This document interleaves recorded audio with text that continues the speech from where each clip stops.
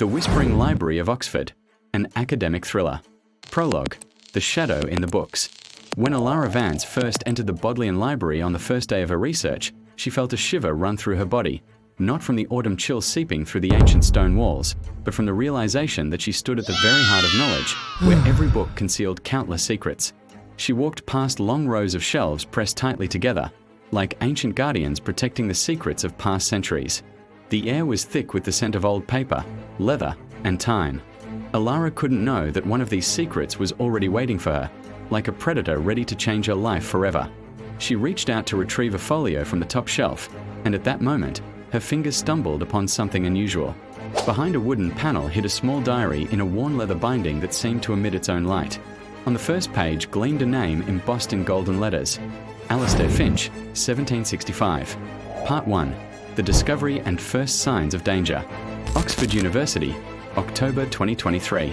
Elara Vance, a PhD student in medieval literature, had been granted rare access to the forbidden Blackwell collection after months of persistent efforts and numerous letters to the Dean's office. Her research focused on 18th century occult practices, particularly those related to predicting the future. She sat in a lonely study carrel, illuminated only by a lamp with a green shade, when she opened the diary. The first entry she read described the drowning of a maiden with hair like fire in the River Cherwell. The description perfectly matched her roommate, ginger-haired Clara, who had mysteriously drowned exactly 1 week earlier. Elara felt a cold sweat break out over her body, her heart beating faster. This couldn't be a coincidence. She turned the page and found another entry that detailed the death of a professor crushed by falling bookshelves. That had happened yesterday. Elara realized she was holding not just a diary, but something far more dangerous. Part 2. Uncovering the sinister coincidence. Elara began studying the diary more carefully, spending nights in the library, alone with thousands of books that seemed to watch her. Each entry was dated and contained a detailed description of a death. She discovered with horror that many of these descriptions exactly matched recent deaths at Oxford. For example, entry 14 described how a professor was crushed by falling knowledge. This matched the death of Dr. Albright, who had died when library shelves collapsed. Entry 27 detailed how a scholar's heart was stilled by invisible hands. This coincided with the unexplained cardiac arrest of a visiting researcher. Entry 42 predicted how a keeper of books would be consumed by flames. This had happened the night the rare manuscripts room caught fire. Each death occurred exactly 7 days after Elara read the corresponding entry. She began keeping her own journal, documenting every coincidence, every detail that might help her understand whether Alastair Finch's diary was causing these deaths or merely predicting them. Part 3. Delving deeper into the historical mystery, Elara decided to delve into Oxford's archives to learn more about Alastair Finch. She spent hours in the library's cosy halls, reviewing old documents, letters, and diaries. She discovered that Finch wasn't a sorcerer, as many believed. Instead, he was a brilliant mathematician who had discovered a way to calculate probability with near-perfect accuracy. His predictions were actually complex statistical models based on analyzing multiple factors. But Finch had made a terrifying discovery. The mere act of reading his calculations could influence reality, creating self-fulfilling prophecies. The university, fearing this knowledge, had him committed to an asylum where he died under mysterious circumstances.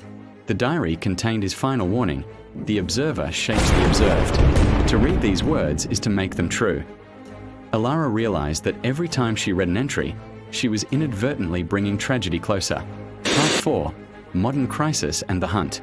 As more people around Elara died according to the diary's predictions, she became the prime suspect. Detective Inspector Miles Thompson, a former Oxford student, found the connection between Elara and the victims too obvious. He began following her, doubting her stories about the diary.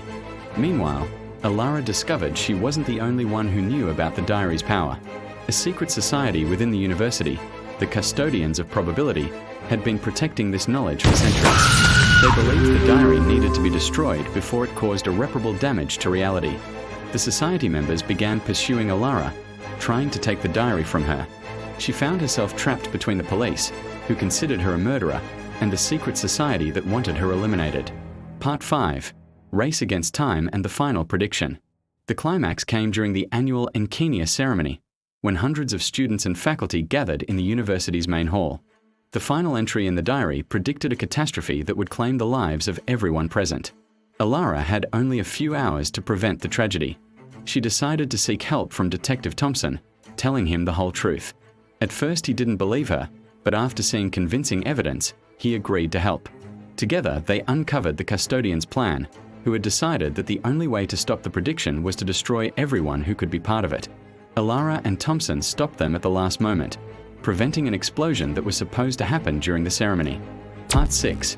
Revealing the truth and the final test. In a dramatic confrontation in the Radcliffe camera, Elara discovered the ultimate truth. Alistair Finch had never died. His consciousness had been preserved in the ancient structure of the library, and he had been manipulating events for centuries to find a worthy successor. The final prediction was actually a test.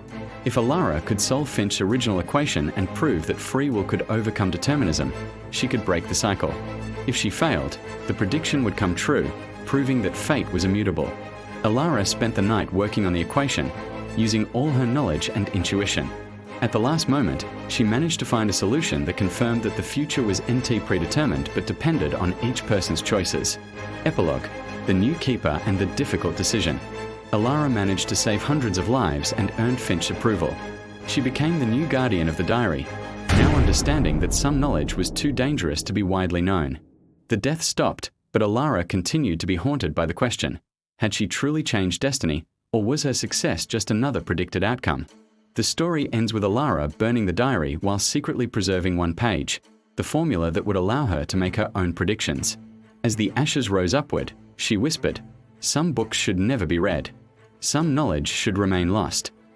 She walked out of the library, aware that she now carried responsibility for knowledge that could change the world, but had chosen to keep it hidden.